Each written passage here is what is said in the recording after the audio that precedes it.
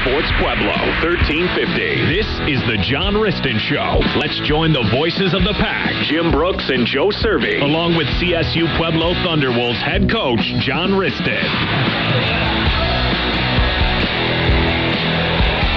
And good evening, everybody. Welcome to the Thunder Zone Pizza and Tap House. Car Pros John Wristen Show. We're checking our audio levels right now. We sounding pretty good out there? They can hear us. All right, that's good. They're clapping. We're working on our volume. The coach not here yet. Probably a little extra work. He got a little work to do over there. But come on down here and join us tonight here at the Thunder Zone Pizza and Tap House. We've already got our appetizers out. These wings, Joe, great, fantastic wings with the barbecue sauce or whatever it is. Now you got your little Italian thing going there. The Prezi with the fresh mozzarella, tomatoes, balsamic. All right, we highly recommend that. And we got the fried pork rinds again. And then these look different. We haven't had these before. Buffalo chicken sliders. All right, that just looks awesome. And I'll tell you right now, one's missing. You already dug into it. They brought us a traditional 4-pack. All right, and we got some chips and salsa. Chips and salsa. So, I may have to hide the wings, and then get some quesadillas that we had last week. Oh, those are good. It's all good. So anybody in the house here, this looks good. So any of you want that, you can have some of that. But you can't have ours. Yeah, we can get some. We'll share. We'll see. We'll share.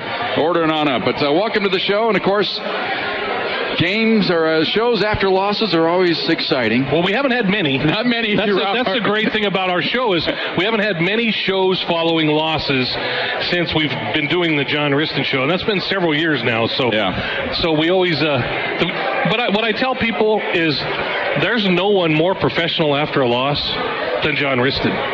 He mans up, says what happens. I talked to him Saturday night in the depths of that hellhole stadium in Texas, and he just stepped up and said, we got beat. It's time to move on. Got to flush it and go to the next one. And John's like that. I mean, you can only lament so long. Right.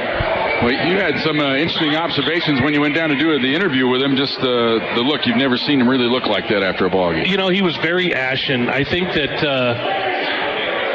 if you get beat playing your best and you give everything you have, you can stomach that. But when you give a game away, when you give 4 turnovers, when you don't get that extra yard, when you don't play anywhere close to the best that you're capable, then you start questioning not only your team, your staff, yourself, the wind, the moon, the sun, and it was like that. And I saw John's face, and he was just ashen, and I know he felt bad. But speaking of the head coach, there's the head coach of the Thunderwolves, John Wristen, coming through the doors here, everybody. John Wristen's here. Here he comes.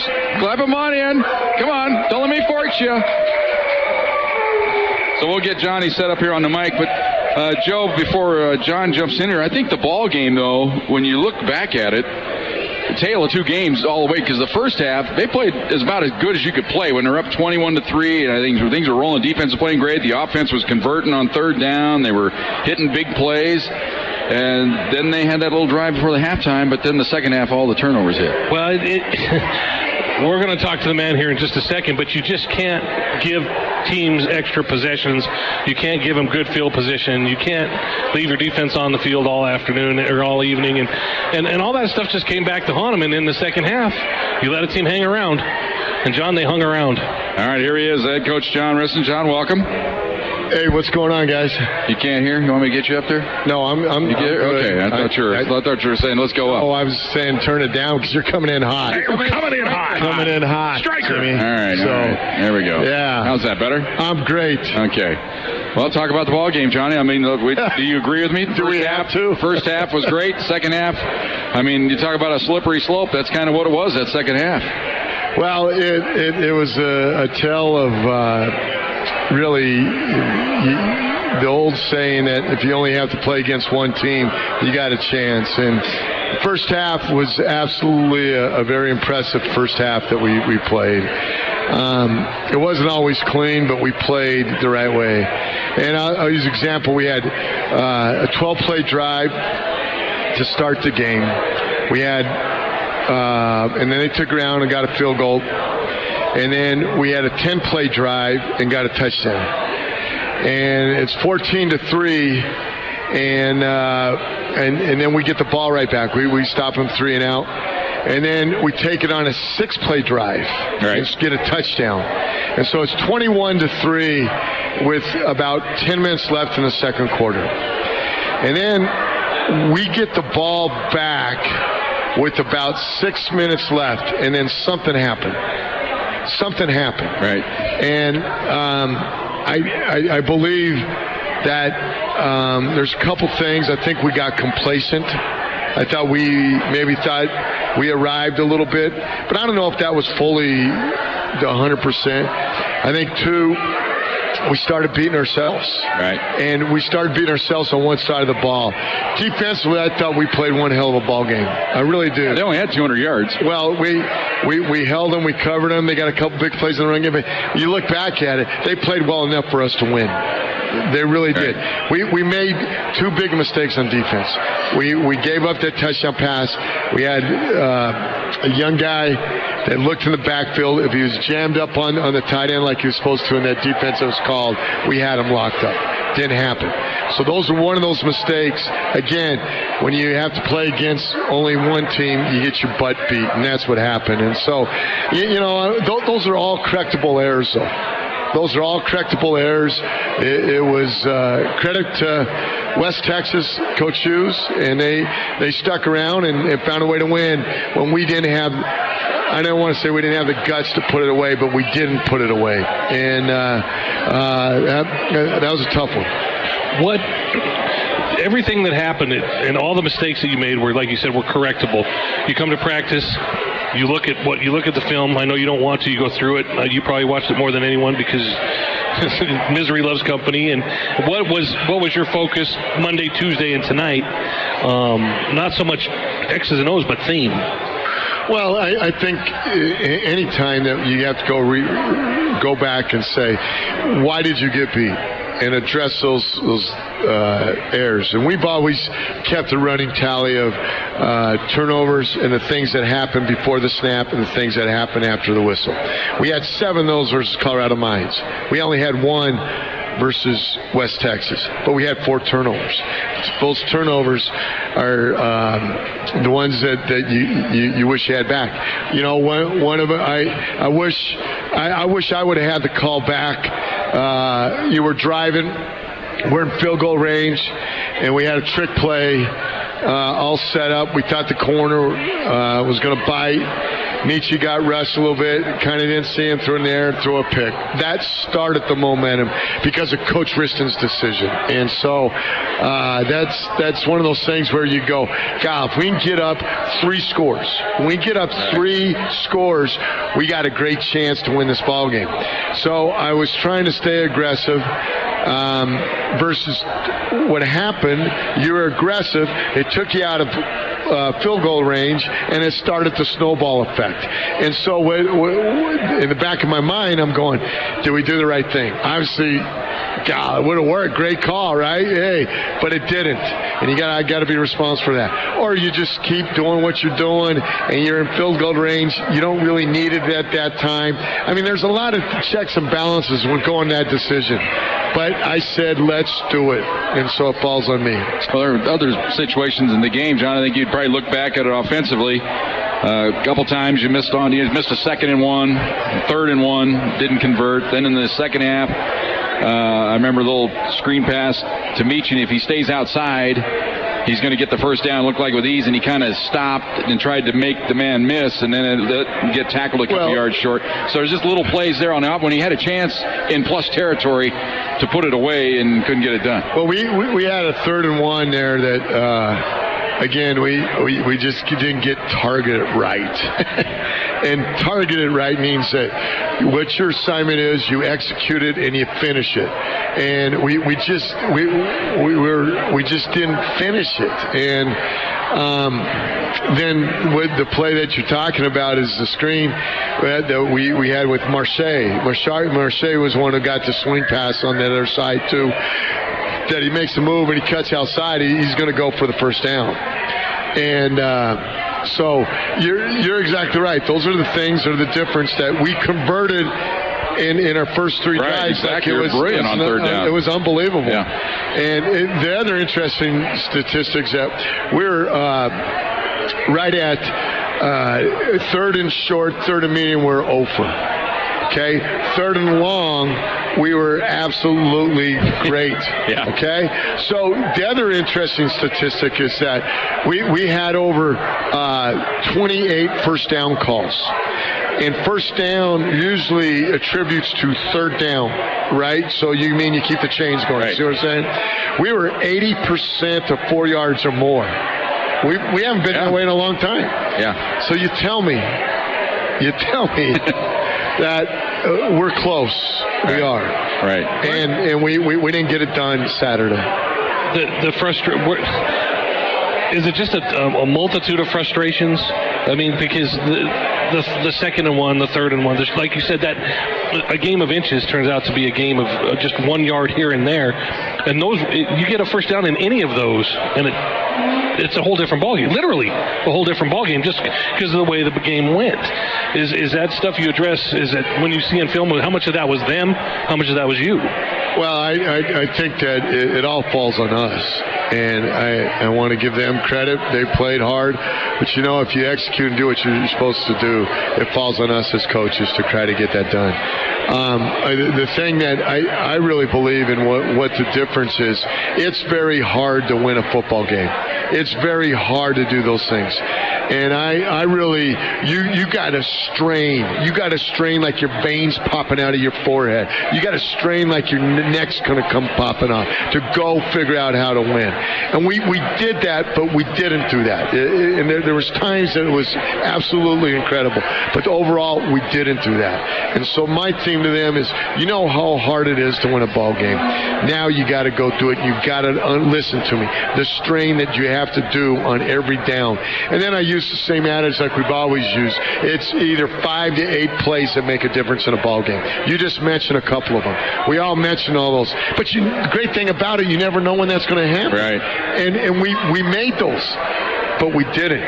Well, here's a couple other plays, John, in the game that didn't go your way when you look back on it. A couple times they fumbled the football, and they made yards. Usually when the quarterback fumbles the football, it's a mad dash for it. The one time he picked up a third down when he picked it up in the backfield, and it should have been, normally you'd think it'd be a loss of a couple, and it'd be 4th down and 4. Instead, they pick up a first down. I mean, that bounce when it gets you. Then when you guys got the sack, it looked like scoop and score time, and the ball just didn't come up.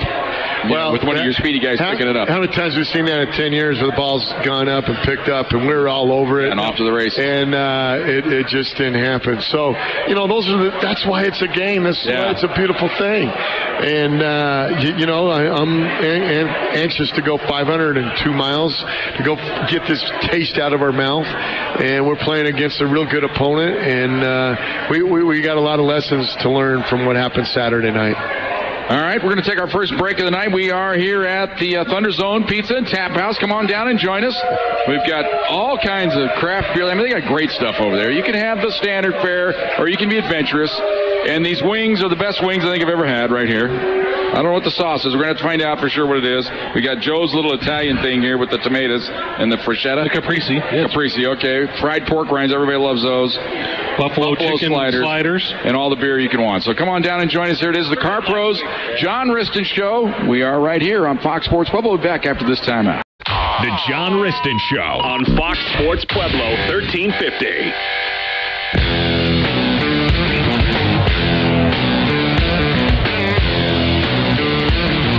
The music means we are back. John Wristen Show brought to you by Car Pros here at Thunder Zone Pizza and Tap House. Thunder's in the house. Tundra's in the house. Tundra with Hallen. He's got wings over there. I'm surprised that Tundra isn't over here bothering us for our wings, but we'll get her some here. It was a sad state of irony the other night in Texas. Is the name of their damn buffalo is Thunder. Exactly. I was like, are you kidding me? I said, that's the most docile buffalo I've ever seen that lumbered. Well, it didn't even want to run. Speaking of the buffalo, John, did you see what the buffalo left you guys in the coaching box down there? We were describing that on the air as it was happening. Well, our guys, Coach Fetters has seen a lot of games in his 74-year-old, 58-year-old career or whatever it is. And he goes, I didn't want to think that was an omen. But the way we started off, I thought we erased it. And then after the game. So, what was interesting is that we had to make the 20-minute drive down from Amarillo in one bus. Right. And that was... tight fit. That was unbelievable. And I sent all the players and the two coordinators on the bus, and I stayed back with everybody because of warm-ups and doing it. So we had half the team warming up. We had guys running down, but it really didn't affect the start of the game. They were awesome to start. Yeah, if you'd had a rough start, I could have blamed everything on that. But so I was trying to look for an excuse there. Right. No. What I didn't. We noticed though is the Buffalo came and left you some chips, but nobody bothered to clean it up. For a while. There was no field. There was no field crew to come and clean up the. They were relying on you guys to find. I don't know who ended up getting the honor of cleaning up the chips. Well, when we started running out, they were coming, and I saw the pub. I saw the Buffalo was dragging people. They were just dragging on that. They were holding on and just dragging them in. Yeah, and then I turned around and go, "There's a guy with the sweeper like at the zoo, all the elephants at the parade." Yeah, the Buffalo wanted nothing to do with running out on the field. That Buffalo, Ralphie. I mean, that is a spectacle. Yeah, they'll come out. This was just a docile. I've never seen a Buffalo so, no energy. It was a Disney character. Yeah, just coming out there. He's going to have a funny voice in the Bear Country Jamboree. Crazy stuff. Yeah. Well, getting back to the ball. Well, first of all, we got some questions lined up for you already, John, but we'll take those in our next segment. If you want to get a question into John, 719-671-7574. That's 671-7574. You can text me, or we've got the hot mic again tonight, and we've got our little Thunder Cups, and we've also got a all-season sports pass. So we got 4 gifts for you: 2 cups, 2 all-season sports pass. And these all-season sports passes are good for everything but football or basketball. Okay. There's 20 other sports here at CSU Pueblo, so you can go see. And if you get it tonight, you got volleyball twice this week, you got soccer twice this week, you got tennis, this is a good weekend to be at home if you're not going to South Dakota. So last week we gave away our prizes in about 5 minutes, so we're hoping to get our hot mic ready. They're all eating, Jim. They're all eating. I know everybody is really noshing out there. So if you want to come up and get a question in to John, the hot mic's ready, but we'll take it anytime throughout the night. We want any questions after a loss. Okay? We want to encourage that. We got plenty of them lined up. A couple of them I've already deleted. I said, that's not right. No, it's all right. Well, but you didn't hear. Face the music, buddy. But you didn't hear when you were still coming in, and Jim asked me. I saw you after the game, and it was not the most pleasant.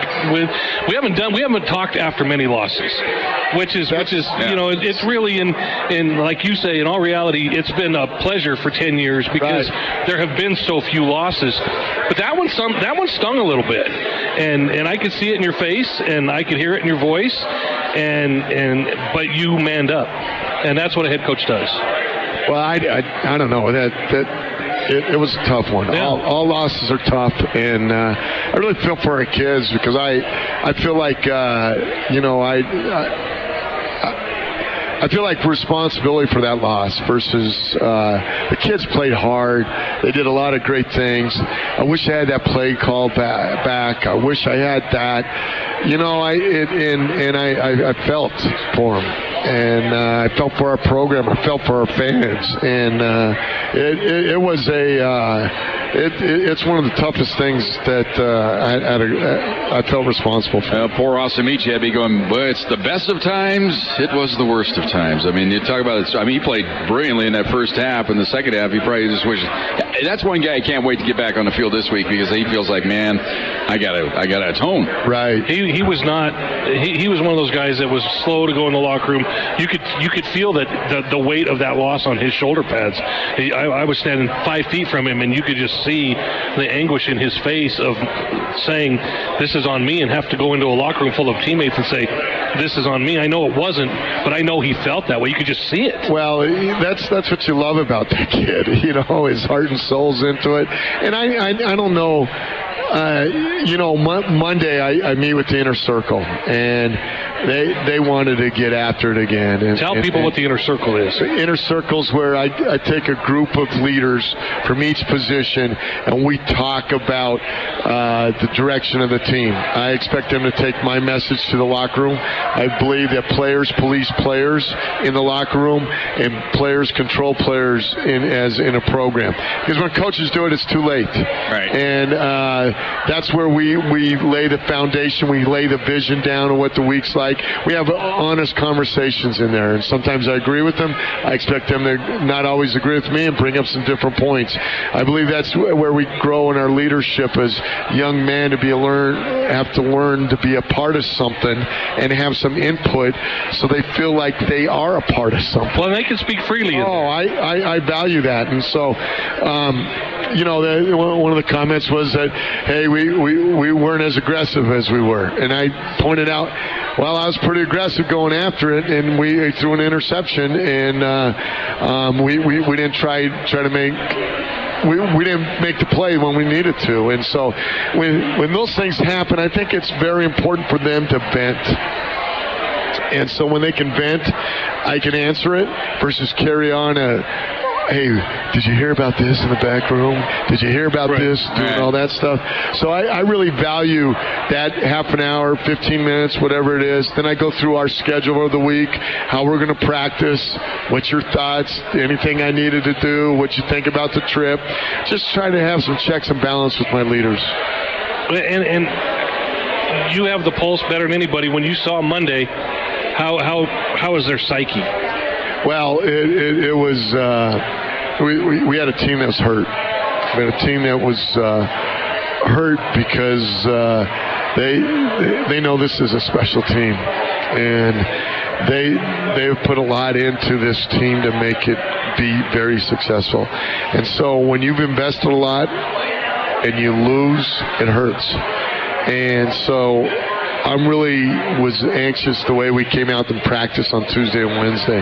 We got lightning out on Monday, so we had a film type of deal, and I was trying to. We got back real late anyway, and I think it's good to have close to 48 hours of recovery to manage it. So I think it all worked, and so we just practiced today and tomorrow. Tuesday, Wednesday, Thursday, and then we get on the bus at 7 a.m. to go to South Dakota. Well, the ball game, talk about different plays in the game, but I thought in the first half, Morgan Smith played fantastic. He got 5 balls. I think they were all in the first half. Now, suddenly in the second half, wasn't seen anymore, but I'm sure they were paying a little extra attention to him because he was running free, it seemed like, in that first half. Yeah, it was it's just coming out party as a receiver, and we were able to get him open in the flats a little bit, got him open the third play of the game where he threw, they went up and went a 5-yard out, and he caught the ball, and that was a perfect throw. That was a pro throw on the outside shoulder. He caught it, turned it up, got us a 2nd and 2 on that, and he's a weapon. And then let's talk about O'Shea Washington. What happened in the second half? He got dinged a little bit. He got dinged a little bit in the first half because it was kind of a funny moment. Not funny for him, but it was almost like an after. Oh, by the way, O'Shea's down, and who was out there attending to him? You had to run. You saw him on the field. It was like nobody saw him. You were out there. It was 30 yards down the field. What happened there? Well, I did stay at a Holiday Inn Express, so I was Dr. John was running out to the field, and so what happened. I'm trying to get the sequence right in my mind, but Michael Wristen got hurt in that opening drive. He got his knee, and so Nick was attending to him. Okay. And I'm looking around, and there's no trainers, and O'Shea took a good shot. And so he's trying to walk off. I go out there, and I try to help him out, or and I thought it was he got dinged a little bit. Well, he did get hit on the side of the head. He got hit, but he got a bruised type of lung, and he started spitting up blood, and so they rushed him out to the hospital, and that hospital was tremendous. They did a great job. Now, is this in the second half when they noticed it? Because I thought he played a little bit in the second half. He went back in. And then he had to go. And then I don't think he played at all. He couldn't in the breathe. Second half. Okay. He did play in the second quarter. Okay. And then he couldn't. So I remember calling his name after that, but then all of a sudden, where's he at? Yeah. But, okay. So we took him to the hospital at halftime. Well, here's the best part of that whole story is O'Shea Washington was at practice today in pads participating. He told me I was on the practice yesterday down on the field, and I said, we talked about what happened and how it felt, and I'd never heard of a bruised lung like that before. He said the doctor said it was the size of a golf ball, and O'Shea goes, well, I don't know if that means it's big or little. He goes, I don't know what form of reference that was, and I said, well, you got to be like me, you got to go WebMD and see what the prognosis is, because I've never heard of this. So he was talking about he goes, I'm playing, I'm not going to let this. I go, have you put on pads yet? He goes, no, that's what they were warning me about, is trying to strap him up because of the pressure of the lung. But I saw him today. Looked great. Yeah, he was out there doing a nice job. We held him yesterday, and so we... and according to Google, it's 1 to 2 weeks. Yeah. Okay. So this will be 1. So it's 1 to 2. Well, it's about 4 days, 5 days. Well, again, I stayed at Holiday Inn Express, so I think it's just going to be 5 days, okay? But John's speeding up the prognosis and recovery time. Yeah, about it, though. We even talked about it during the Cole Forsgren comes in the game. We call him the forgotten man. I don't want to go that far, but this guy is a great football player, and that's where he's relegated to right now. Is about your 5th wide receiver, but didn't miss a beat when he came in there. Well, we called the same play, and they rolled up on it, and Brandon came back to the secondary read, and that was Cole running the dig and made a nice play on that on our second drive for the touchdown. So it's an embarrassment of riches there. And we always say Mark Herring doesn't ever say too much. He's a real, he's a background guy. He's a wide receivers coach, but he couldn't wait to unleash these hounds. He goes, Joe, we're 7 deep. Their wide receiver. I go, what do you mean? He goes, no, we got 7. And the best part of this 7 is they don't care if they get a ball. They just want to play. I'm really extremely happy about our growth at that position. Yeah, you even said that kind of early August. You said, right. I can't wait to see this receiver core kind of to blossom. Right. So, it was, if you had to go back to the second half and you only have less than 18 plays. Right, the possession and it's flipped. Just hard to get in a rhythm. Right. And you're going, do I take a couple shots? Do I get the ball rolling? Do I run the clock? I mean, I think that we learned a lesson as offense staff, says keep doing what we're doing, and we got to be able to do that. All right, we're going to take another timeout. We'll come back after this timeout. We're going to take questions. If you're here in the audience, you want to come ask John a question, we got these all-season sports passes. We got a couple of Thunder Cups. You can come out, just grab the mic and give John a question. He'll answer it, and you can win a prize here. Also, we're taking text 671-7574. We've already got 4 lined up here, maybe a couple more coming in. I see you right now, so that'll be in our next segment. But we are at the Thunder Zone Pizza and Tap House. It is the Car Pros John Wristen Show. Come out and join us. We'll be back right after this timeout on Fox Sports Pueblo. The John Wristen Show on Fox Sports Pueblo 1350.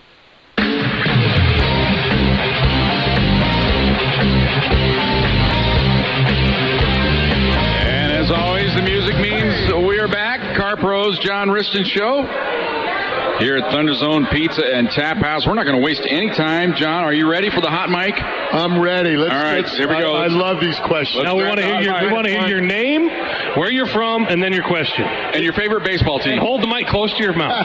He's wearing an Alabama shirt on. That's pretty cool. Hey, the Rams play at Alabama this week. Oh. 28-point dogs. All right. Yeah, Rick from Pueblo. Yes, Rick. With circumstances this year being eerily familiar to last year, how do you keep that from getting into your psyche? Well, I think this team's a much different team. I think last year I did a poor job of performing or helping them be able to go and be performers.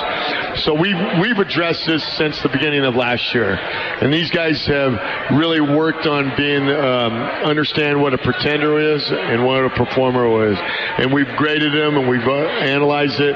So I don't think this team is even close to even where we were last year. This team really likes each other. This team has come together. And I really, really anxious to see how we respond to that. But you only really know that whether it's theory or reality. And so we've been punched in the mouth, so we got to figure out what we're made of. All right. Now, Rick just got an all-sports pass. It's good for every sport but football and basketball. The CSU Pueblo has 22 intercollegiate athletic sports, and that pass will get you in all of them but 2. All right. Question number 2. Go ahead.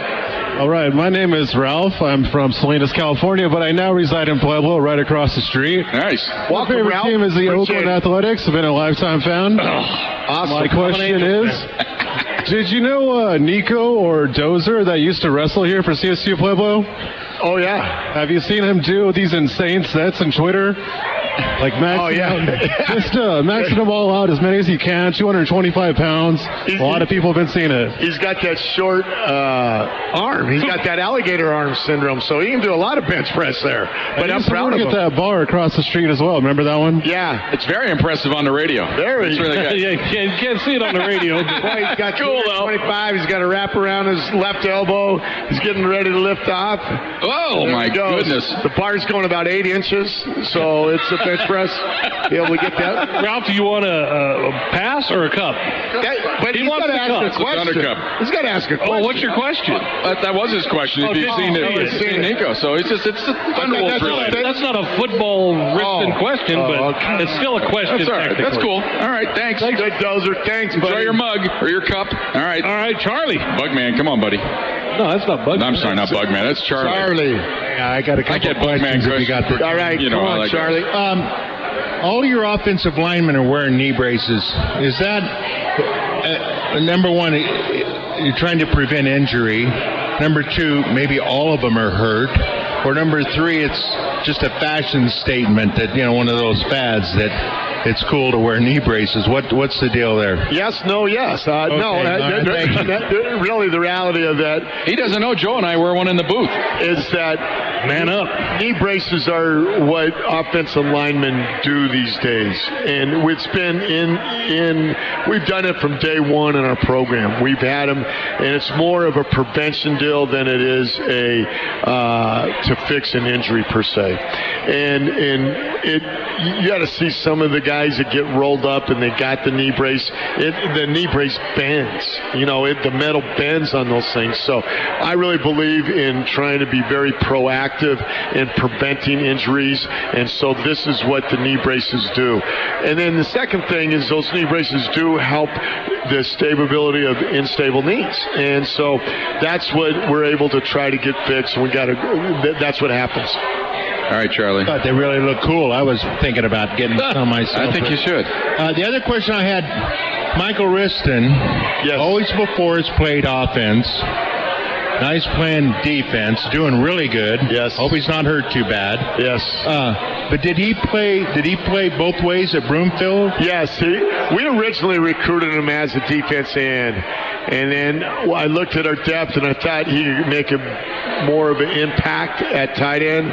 And now that kind of switched in the last 2 years. And so I believe Michael was one of our top 22 players. And he needed a chance to play. And I don't want to stand next to him 40 out of the 50 snaps, let's say. I want him to go get as many snaps as he can. And he's done a great job of playing defense. He got dinged a little bit in that game, the second play, and I was really proud of the way he came back and he responded. He practiced a little bit today. He's getting stronger on it. We'll see. He's probably a game time decision. All right. Yeah, I really like seeing him play. You want a cup or a pass? He took the pass. Of course he did. Sports pass. All right, so we got one all sports pass. We got a cup left. We got some of our listeners that are texting in here. With Michael Wristen on the field, it's a lot more fun Thanksgiving. Yeah, exactly. At the Wristons. Ronnie's probably not texting. I haven't heard from Ronnie this year, which is ironic because we usually exchange a few texts before the season. How you doing? Pleasantries. But again, one home game in the first 4. You don't really get to see anybody, and it was a Thursday night late. But all right. Well, the Frantic Man, we call him Frantic now. He doesn't like that. He doesn't want to be known as Frantic. But he was a little frantic last week as I passed over his question last week, so he was a little upset. I think we answered every question. Anyway, he wants to know any surprising red shirts or true freshmen that have really come out of nowhere to surprise you these first couple of games, or is it pretty much what you thought going in? Well, we had a veteran group, and so the kid that you've called a few times is Sebastian Spencer from down at Tucson. Right. He has done a nice job. He's added some speed. He originally was a wide receiver the first week. We moved him over to DB, and he's made some nice adjustments on that, and he's been able to help us. He's playing on special teams. He is really going to be a really good football player for us. And then is he a returner too? Yes, he's also a returner. I think that really a redshirt freshman. The Larson kid out of Pueblo West has really done a nice job with that. Marcus Lindsay with Bernard being out is in the mix. We're trying to not use it. Is he just is he in like case of emergency break glass? Correct. Okay. And then we didn't talk about this, but right now it looks like we've lost AJ for the season. Well, we didn't know if you wanted to bring that up. So well, it was one of those things that I appreciate, but we got to get a freshman quarterback ready to go, and in case the bottom falls out. And so that's Gunnar Lambert. Gunnar from Grandview. Yeah, okay. He's really a Grandview High School good player, and so those are the guys right off the top of my head. Oh, Stephen O'Malley, you've called his name quite a bit. Patrick's little brother. Yeah, so he's done a nice job. All right, let's get some more in here. TJ checking in said tough loss this weekend. Obviously it was, but he just wanted to let you know that. Dedicated Pack fan. He wants to know who is West Texas on the schedule again next year, or are we going somewhere else? What are we looking at now? I wish it was, but it's not. Yeah, you like to get that's the best answer of the night. I wish we get to play him again, but you don't. That's the game of life and opportunities. You got to seize each moment, right? Right. We just don't get that again. So we get to go to Texas Commerce. We're going there? We're going there next year, which is on Dallas, east of Dallas an hour. So what week? I think it's week 5. Week 5?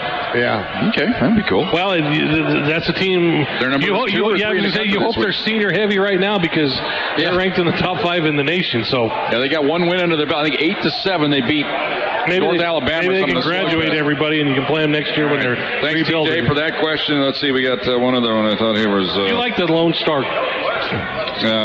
It's regional and it's close and it's relatively speaking. Right. So it's one of those things that you got to be aware of if your goals at the end of the year to be able to be in the mention at all, you got to go play those guys. Okay, one more here in this segment. What did you say to Hunter and JT and Coop after the game? What was that? Good job. See you later. Well, yeah. One always wants to know what are people saying to each other. You don't have time. You got to say great job, and Hunter and I, told each other we really respect each other, love each other, and good luck. And he went his way, and I went mine. I didn't get to see JT or Coop, but I all sent them a text, and their staff. I'm familiar with everybody on their staff, and I sent them a text and congratulate them, and that's the way I would want to be treated in that situation. So I try to make sure that I do the right thing on those things. And Uncle Charlie checking in to saying, darn fumbles. Darn fumbles. You're right, Uncle Clock Charlie. management. Oh, my God. But he's still upbeat. He's ready for the rest of the season. So we thank everybody for your questions. If we come back after this timeout and you got one, we'll throw you on it. But we got to talk about this week's opponent. That all comes your way next. It is the Car Pros John Wristen Show. We are at the Thunder Zone Pizza and Tap House. Come back right after this on Fox Sports Pueblo. Thanks, Tundra. The John Wristen Show on Fox Sports Pueblo 1350.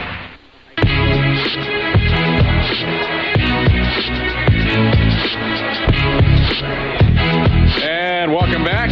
Thunder Zone Pizza and Tap House. Car Pros, John Wristen Show. Joe, there was a rumor that we were the Car Pros. Well, we could be. For as much driving as we do to get to these games, we are Car Pros. Yeah, we're going to have a nice drive this week. But we're not the Car Pros. That's Mr. Nardini's. I saw a commercial the other night on TV. Tracy McManus, doing a little work for the Car Pros. I didn't know that. Anybody who's ever played golf or had a beer probably is welcome. Exactly. Doug, I've played a lot of golf with Doug, as have you and as have you. He's one of those passionate characters. All right. He's got a spirit to him. He does have a spirit to him. No, we're going to talk about South Dakota Mines, and I always talk to the head coach of the opposing team early in the week, Monday, Tuesday, whenever they're available, and Zach Tinker's head coach at Mines, and he was a little bit upset that Hunter woke the bear.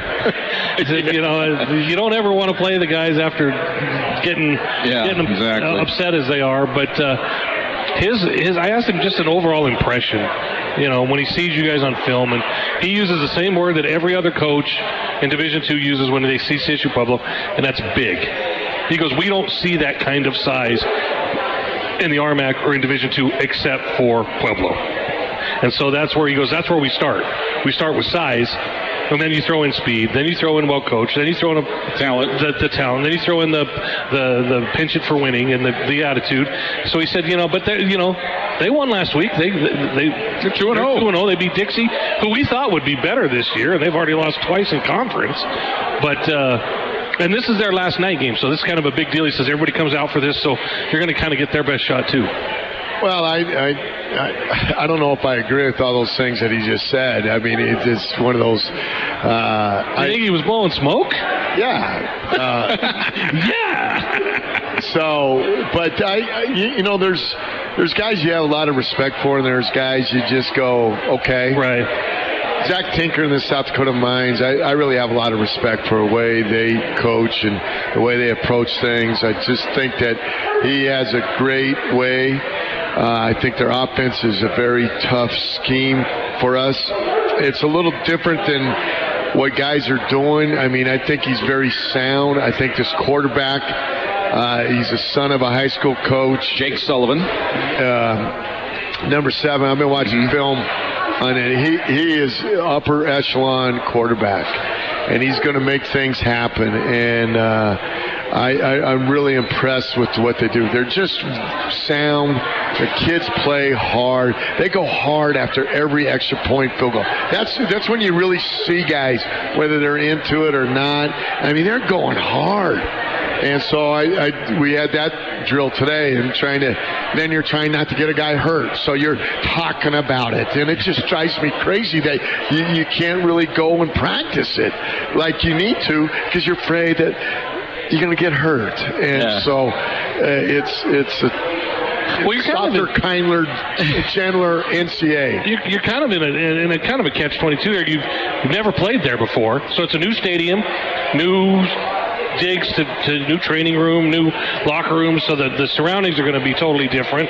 Fans are all on one side, kind of like Black Hills, but it's kind of like Black Hills. So in even the travel, so is that going to help you think? Well, we are definitely we're leaving here on Friday since it's a night game, right? Instead of Thursday night, right? So we are leaving here. We got breakfast for them at 6:30.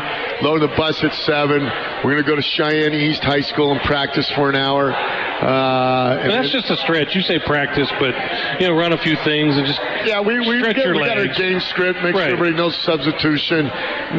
Cover some things. About a 45-minute, and then we're going to go over to Mount Rushmore. I'm going to take the guys. I vow to do that, and then I'm going to go stay in Spearfish at the hotel that we the one that killed us. The one. Yeah, don't eat the nachos, Johnny. The one that Jim and I. Well, I almost want to say, are you guys going there again? No. So, thanks, Johnny. Don't have the nachos. So, we're going to go to Spearfish. We're going to stay there. That's about a 40-minute.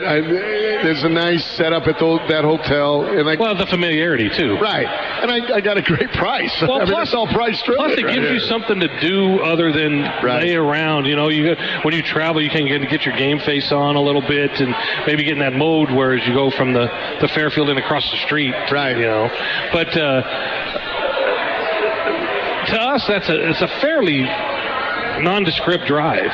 Where when you go to Silver City, it felt like you were going to the end of the earth because you were.